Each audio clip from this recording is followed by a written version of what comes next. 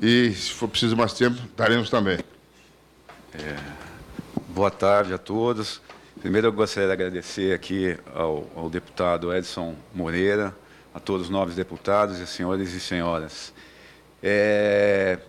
Eu vou começar a minha fala com uma notícia ontem do Estado de São Paulo, na qual se fala, São Paulo, a Secretaria de Segurança Pública de São Paulo comprou só de armamento, só de fuzis ontem, esses dias, 11 milhões e meio de reais. Então você começa a perceber que o crime realmente está crescendo e ele está ficando muito mais violento. Se a polícia já está usando fuzil para combater, que é uma arma de guerra, para combater o crime, quer dizer que a gente já está num processo muito mais avançado do que crime organizado. Então, na minha experiência, só falar um pouquinho de mim, eu sou da iniciativa privada, sou professor na FIA e da FIP, em São Paulo, nos cursos de MBA na área de inteligência e de contra-terrorismo. Eu me especializei nos Estados Unidos, Israel e Inglaterra na questão de contra-terrorismo, gerenciamento de crise e segurança. Então, eu vou até mudar só um pouquinho como a gente vê a iniciativa privada para a gente chegar na segurança pública. Hoje, qual é o grande problema hoje para as empresas? Um dos movimentos, principalmente para as seguradoras, o que é? O crime organizado. Se a gente pegar transportadoras, pegar uma série de bancos, hoje se gastam bilhões de reais, os bancos gastam bilhões para manter uma segurança ativa dentro dos bancos, do seu negócio, a questão de fraude, a questão da própria segurança do seu negócio. Então, o que acontece? A gente percebe que o crime organizado ele vem crescendo de uma forma, ele está se especializando de uma forma tão grande que a sociedade, principalmente o governo, não acompanha essa evolução. Quando a gente fala de crime organizado, como o deputado disse, nós tivemos aí um problema no começo do ano com a família do Norte, no Rio Grande do Norte. Nós temos hoje praticamente 16 facções no Brasil. Essas facções ainda não são organizadas. Talvez, na minha opinião, a única organizada ainda é o PCC de São Paulo. Para os senhores terem uma ideia, o ano passado, só de cocaína, foram apreendidas 10 toneladas de cocaína. Quer dizer, é um negócio muito lucrativo. As coisas realmente estão acontecendo. Então, esse volume de recurso que está entrando, vamos dizer, até no próprio mercado, é uma situação muito favorável a eles. Por quê? Hoje, como eu volto atrás, quando eu disse a compra de fuzil, o que está acontecendo? Os grupos do crime organizado, o que acontece? Eles estão comprando armamentos muito pesados que nem eles sabem utilizar, como o famoso RPG, que é um lança-míssil, eles já estão comprando isso. Não sei se os senhores acompanharam, em Minas Gerais, o estouro de um carro forte. Se vocês verem as fotos, é um negócio impressionante. Não sobrou nada do carro forte. Então, quer dizer, o que eles estão fazendo é se especializando e pagando muito bem. Para vocês terem uma ideia, hoje, os policiais, militares que saem das Forças Armadas, eles são cooptados pelo crime. Por quê? Pelo seu conhecimento em algum sistema. Seja ele num sistema militar, seja ele num sistema bélico. Então, quer dizer, hoje, se saber usar um fuzil. Então, quer dizer, hoje você percebe esses grandes assaltos que tiveram nas grandes... empresa de valores, é o que aconteceu. Você vê como fosse um filme ali, porque eles são altamente treinados. Eles sabem usar um fuzil, um M4, sabem usar um AK, eles sabem usar todos esses instrumentos. Por quê? Pessoas que saíram de Forças Armadas, polícias, que são técnicos nessa área, eles foram cooptados. Para vocês terem uma ideia, no Rio de Janeiro, um cabo, que hoje tem um salário na polícia ou nas Forças Armadas de R$2.000, ele ganha de 25 a 40 mil reais. um cabarmeiro. Então, quer dizer, para ele é muito atraente isso. E tem uma coisa, como o Estado ele não é presente nessas comunidades, principalmente mais pobres, o que acontece? O tráfico, não só o tráfico, como o crime organizado, ele toma conta. Então, como o professor estava dizendo, o que a gente vê dia a dia, principalmente no Rio de Janeiro, aquelas guerras nos morros, é justamente a falta da presença do Estado nessas regiões. Então, o que está acontecendo? O crime está se municiando disso, ele está criando um exército. Por exemplo, nós temos os problemas na tríplice fronteira, e agora nós temos problema no norte, nas fronteiras do norte. As Forças Armadas fazem um bom trabalho naquela região, mas não é função constitucional das Forças Armadas. Eu tive o prazer de ir com o Calha Norte visitei todas as fronteiras do norte do país. A gente vê a presença do Exército. Como não é função do Exército, a gente não vê a presença da polícia lá. Então, não existe polícia lá. Então, quer dizer, são fronteiras abertas. E o que acontece? A entrada de armas, munição, drogas. Então, quer dizer, a gente está tendo esse grande problema e essa grande, vamos dizer, facilidade que tem o crime de entrar no país. Então, a gente começa... Eu estava até conversando com o deputado ali, antes de para o meio político, nunca, assim, foi uma coisa sempre a terceiro nível. Hoje, por exemplo, eu sou de São Paulo, a gente percebe, a sociedade de São Paulo hoje, número 1, não é nem saúde, é segurança pública. Então, quer dizer, para o próprio político, isso está influenciando diretamente. Porque, quer dizer, a sociedade em São Paulo, como o maior estado da nação, a gente se sente inseguro. O que é segurança? É sensação. É aquilo que a gente tem, a gente poder sair, a gente poder estar tranquilo, poder... Isso ninguém tem. Ninguém, nem o presidente da República tem. Então, quer dizer, essa falta de investimento, essa falta não só do governo, mas da própria sociedade, quando a gente vê, óbvio que tem N problemas dentro das polícias, N problemas, mas assim, a própria sociedade, ela não é parceira do sistema policial. Claro que nós temos N problemas. Eu estava nos Estados Unidos agora, eu cheguei ontem, e o que você percebe dentro das unidades de polícia americana, junto com a sociedade, existe um respeito, primeiro o respeito. A gente não tem isso aqui. Então, quer dizer, existe o respeito, existe a consideração, existe a confiança, que aqui a gente vê os nomes pejorativos que a polícia tem, que os policiais têm, seja da civil, seja da militar. Então, todo mundo, existe essa vamos dizer, separação da sociedade com os órgãos policiais. Outra coisa que eu acho que é importante a gente falar um pouquinho aqui, é o que está acontecendo, justamente por toda essa negociação que a gente estamos falando de milhões que a criminalidade hoje já possui, a gente já tem indícios de grupos terroristas, como Hezbollah, Hamas, com grupos de crime organizados no Brasil. Por quê? Esses grupos terroristas, eles têm o que os grupos daqui precisam, armas e munição, e técnica. E eles precisam se financiar lá. E uma das formas de financiamento deles é o quê? Droga. Então, o que acontece? Como está muito difícil para entrar diretamente nos Estados Unidos, o que acontece? Essa rota, ela sai. Hoje, o alto consumo, por incrível que pareça, está no Brasil.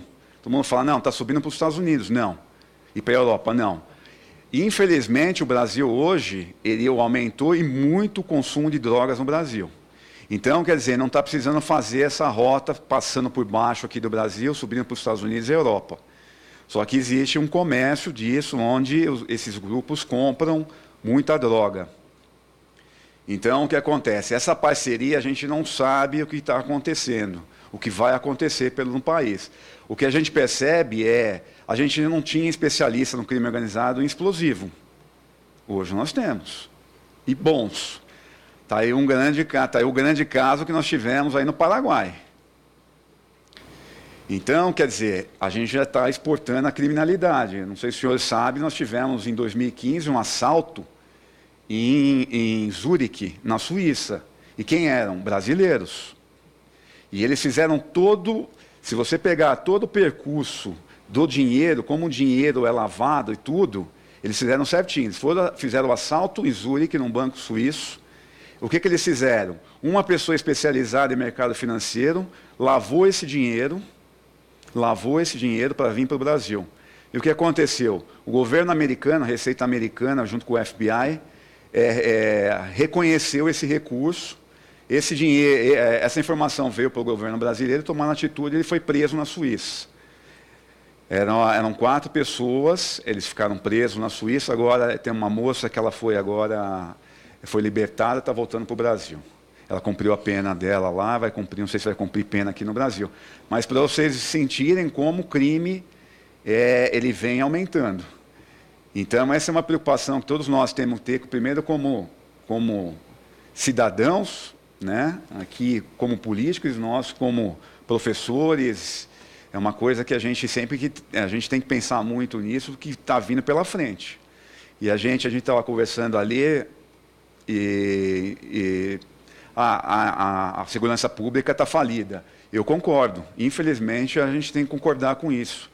A gente vive numa situação muito difícil, a gente, até voltando para a nossa questão aqui da unificação de polícias, eu acho que não é o principal motivo hoje para a gente resolver essa questão. Eu acho que tem coisa muito mais importante da gente resolver a funcionalidade das polícias.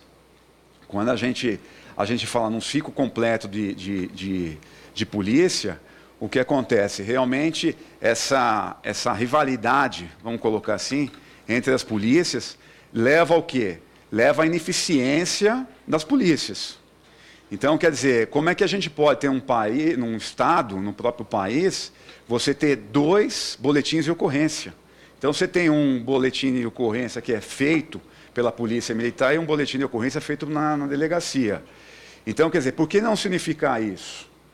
Então, quando a gente fala na unificação da polícia, eu acredito não vai ser agora, eu acho que vai ser um processo mais lento, vai ser um processo a longo prazo, mas a gente vai ver uma absorção de uma polícia pela outra.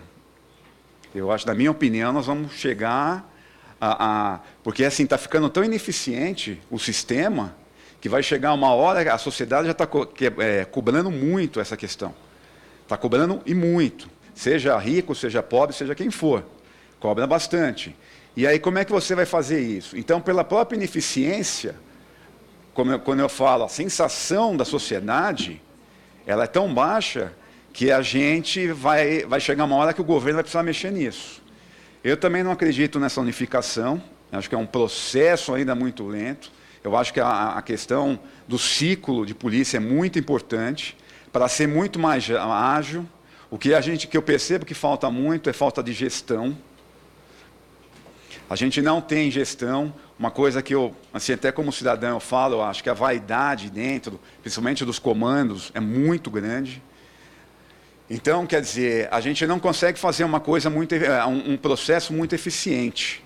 Então, por tudo isso, quer dizer, toda essa centralização do poder, por que um policial ele não pode decidir naquele momento uma ação ou uma reação naquele momento? Não, ele tem que passar. Como eu estava falando para vocês, eu vi nos Estados Unidos agora, um policial, o que acontece com ele? Ele toma a decisão ali, a decisão é dele. Por exemplo, dentro de uma SWAT, seja em Nova York, que é mais conhecida, a decisão não é do comandante, a decisão é do comandante da operação, seja ele um sargento, seja quem for que estiver ali, a decisão é dele. Se ele está fazendo certo ou errado, é outro problema. Agora, a decisão dele é ali, porque ele está vivenciando aquele momento daquela ação ou reação. Ele não tem tempo de ficar... a gente pode até voltar um tempo atrás, lá na questão lá do Silvio Santos, lá do sequestro Silvio Santos. Então, quer dizer, eu não sei quem lembra, veio um fato agora na minha cabeça. Ficou todo o comando, porque a imprensa inteira estava lá, e quem era realmente da operação não decidiu. Quem decidiu foi o comando, que não estava lá. Aí A outra operação que teve em São Paulo, do GAT, que foi... Então, eu estava nos Estados Unidos, eu fui fazer um curso na polícia em Nova York e isso virou até piada. Falou, nunca vi 5 dias ficar... eu me recordo, desculpa o tempo, mas foi um tempo mais de 2 dias. Então, eles falavam, nos Estados Unidos, a SWAT... 5 dias. Nos Estados Unidos, a SWAT, ela age em 4 horas. Bota o negociador. Se não tiver como negociar, o negociador sai e a operação é feita. Mas faz parte. Efeito colateral, alguma coisa. A sociedade, até fazendo um comparativo, que o que a gente viu na Inglaterra, num ataque terrorista, hoje a chefe de polícia era a chefe de operação naquele momento, em 2007. Ela deu ordem. Ela falou, não, eu vou, a ordem é minha. E ela deu ordem. Porque, em primeiro lugar, está a sociedade. Não interessa, mas teve um efeito colateral, que inclusive um brasileiro. Mas a sociedade inglesa, 76% da sociedade inglesa naquele momento, estava com ela. Então, quer dizer, hoje ela é a chefe de polícia de Londres. Então, fazendo esse comparativo, o que falta para a gente, que eu vejo, é essa questão, a estrutura. A gente tem que rever essa questão da estrutura. A gente tem que ir para esse, eu acho que é importante esse ciclo, né? Tanto para a polícia militar como para a polícia civil. Isso é muito importante, ali no local o policial tomar a decisão. Diminui custo para o Estado, aumenta a eficiência da polícia. Então, quer dizer, hoje você pega lá um batedor de celular em São Paulo, Avenida Paulista, por incrível que pareça, tem um efetivo grande na Avenida Paulista de policiais. É um dos lugares mais furtados, celular e carteira, é na Avenida Paulista. Por quê? Porque as operações, as estratégias, será que são estratégias modernas, são estratégias que a gente precisa de tudo isso? Você pega, por exemplo, a polícia de Nova York, nós temos só em São Paulo 90 mil policiais. A polícia de Nova York é 68 mil, mas você tem tecnologia. Primeiro você tem investimento. Você tem investimento em tecnologia e no homem, na formação. O que a gente percebe, esse policial, eu me recordo como criança, você olhava um policial, você tinha aquele espelho no policial, as 3 carreiras, o professor, o policial e o médico. Hoje, eu vejo, o cara olha para um policial, assim como fosse, né, um coitado. Então, quer dizer, eu acho que começa daí, essa falta de respeito, né? Que não tem, as próprias instituições, elas não demandam isso. Então, eu acho que primeiro é importante isso. Depois, entender qual é o nosso problema no país. Né? Qual é o nosso problema de cada estado. Não adianta comparar São Paulo com Rondônia. É totalmente diferente. Como o professor estava falando, por exemplo, o próprio São Paulo, estou falando, é o maior estado da federação. Tem cidades que não tem hoje efetivo de delegados, principalmente delegados. Não tem concurso em São Paulo há muito tempo. Agora você vai para o norte do país, no interior do norte do país, onde não tem ninguém. O delegado ele tem que sair, fazer a função. Por que então essas quadrilhas começaram a perceber essa fragilidade do Estado? Eles estão indo para cidades do interior. Por quê? Tem Caixa Econômica, pelo menos uma Caixa Econômica, um Banco do Brasil, um Itaú e um Bradesco. Dia 5 e dia 30, eu sei que tem dinheiro. É muito fácil. Então, aí fica aquele negócio, né? Agora inverteu, o rato está correndo atrás do gato. Então, o que está acontecendo, essas estruturas, essa falta, vamos dizer, de estrutura, de planejamento, a gente não vê planejamento. Nós temos aí 3, 4 planos nacional de segurança. Nós vimos agora em janeiro, com toda essa comoção que teve no norte do país, principalmente no norte do país, o que aconteceu? Foi disponibilizado R$1 bilhão. O presidente Michel Temer disponibilizou R$1 bilhão. Eu gostaria de perguntar se qualquer um dos senhores sabe onde está esse recurso. Agora, a polícia ela precisa desse recurso agora. Ela não precisa, porque os planos, se tiverem a curiosidade de ler os planos, tem muita coisa, não é para daqui 5 anos, você precisa do recurso para agora. Você não precisa, a gente fala na Força Nacional. A Força Nacional está no Rio de Janeiro. O que acontece? Quem conhece, e como o deputado estava falando, é aquele policial que está ali no dia a dia. Não adianta levar a Força Nacional que ele não conhece. O policial da Força Nacional, que é do Acre, do Amazônia, do Rio Grande do Sul, no Rio de Janeiro, ele não conhece o território. Não sei se vocês vão lembrar, na Olimpíada, o que aconteceu? Um carro da Força Nacional foi abatido. Morreram 2 policiais da Força Nacional. Por quê? Não conhece o local, o ambiente. Você tem que investir direto nas polícias do local, dos locais. Isso é importante. Você fazer um investimento nas polícias, no sistema de polícia do local. Isso que é importante. Então, parece que a gente continua, nós invertemos. O rato corre atrás do gato. Então, isso é péssimo para o nosso país e para a nossa segurança. Como eu sempre gosto de frisar isso, segurança é sensação. Ninguém, aqui mesmo em Brasília, antigamente eu vim fazer a Escola Superior de Guerra aqui no Ministério da Defesa em 2002. Eu me sentia muito seguro. Hoje, você vê que o problema já é federal, é um problema que a gente vê em qualquer local. Agora, o que a gente precisa realmente, primeiro, é entender o problema, na minha opinião, entender o problema, entender investimento, capacitação, o planejamento, estratégias e investimento em inteligência. A gente não tem, as inteligências das polícias, elas trabalham, a Polícia Militar trabalha numa, a Polícia Civil trabalha em outra, não existe uma interação entre inteligência, nem do Estado. Vamos dizer, a gente, não sei se os senhores conhecem o Sistema Nacional de Inteligência, o SISBIN. Se perguntar o que o SISBIN ele faz, eu não sei. Na teoria, maravilhoso. Aí eu trago até o que aconteceu nos Estados Unidos.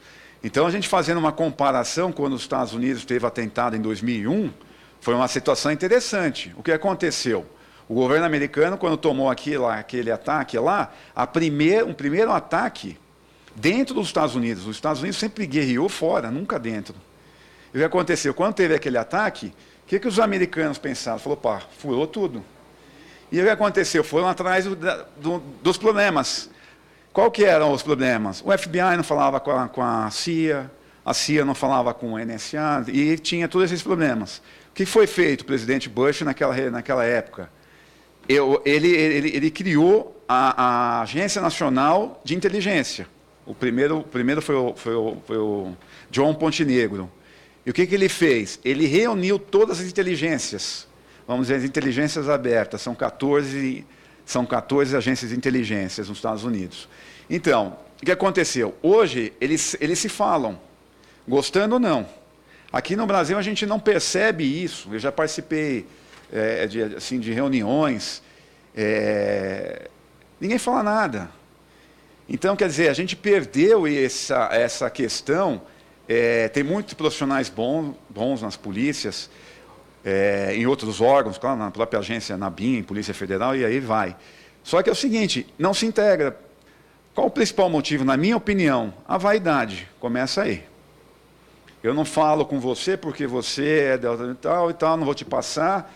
A gente está vendo uma série de questões estão aí. A criminalidade investindo muito em tecnologia, e se investe muito na parte tecnológica.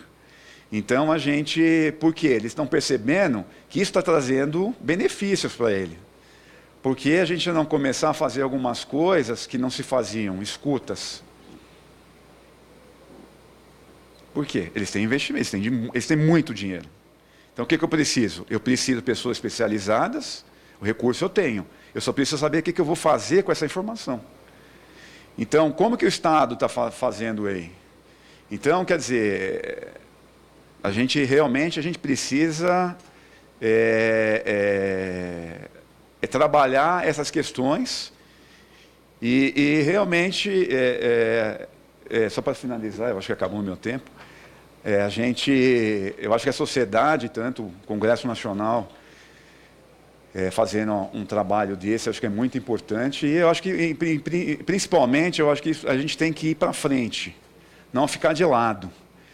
E eu acho que é muito importante a gente frisar, ter projetos e planos aí para frente aí. Então, eu agradeço aí a oportunidade. Muito obrigado. Obrigado, doutor Ricardo Ferreira. Assumi a presidência aqui porque está tendo votação nominal.